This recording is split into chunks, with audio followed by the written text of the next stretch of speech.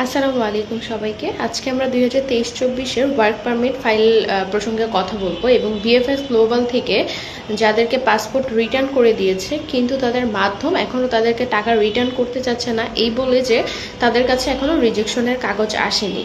তো আজকে এই প্রসঙ্গে কথা বলবো।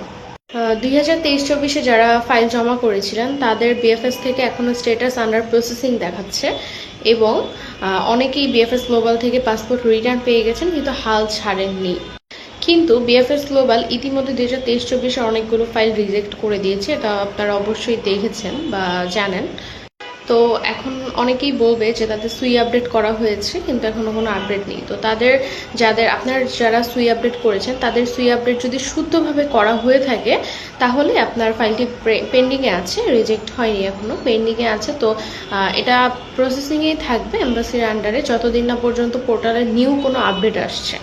তো ধন্যবাদ।